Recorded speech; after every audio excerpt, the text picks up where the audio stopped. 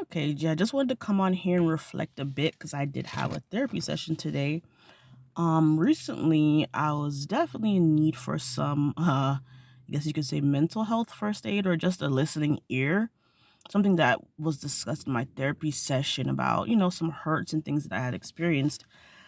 It brought up a lot for me and I was crying later on. I was triggered, I guess you could say, or sometimes when you first realize that something is not right, when you say things out loud the first time, it can be hard to process those feelings. You can feel alone, very vulnerable.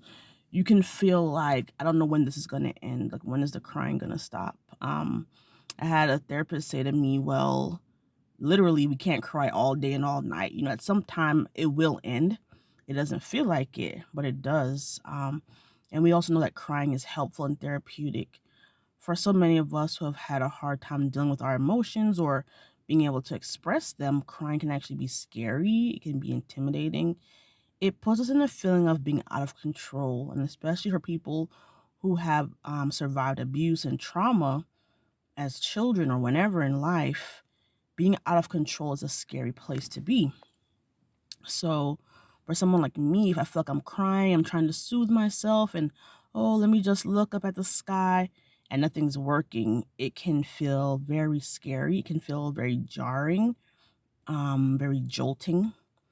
But what I want to say is that one, I'm so glad I had a friend that literally called and cried with me and prayed with me. Two, I had other friends that were messaging me. I'm so thankful to people that I was able to reach out to. I may not have said it on this channel before, but I'm definitely taking exercises in vulnerability when it comes to friends and other people who I care about and who care about me, because sometimes I want to hold everything in or not appear that I'm hurting or broken. But I have seen lately, and it's confirmed for me, that when I reach out, I get help. When I reach out, I get love. When I reach out, I get support. So I guess the main message here is that love is possible, support is possible, kindness, community is possible, that helping hand and listening ear are possible. So even though it feels like everything inside of your head is just topsy turvy, it may feel like it's just a very painful experience, whether it's heartbreak or grief, loss of a parent, or realizing that your childhood wasn't as happy as you thought it was. Just know that there are people that will sit with you, that will cry with you, that will talk with you, even if it's your therapist, even if it's a hotline that you have to call, even if it's going in a support group or watching a YouTube video from somebody like me or someone who is, experiencing mental health issues. But I think this is a reminder for me and maybe for you too, that support and love are there when we open ourselves up to it, when we put ourselves out there and say, I'm hurting, can you help me? When we say, it's been rough for me. For example, after I was feeling all upset, I recorded myself crying.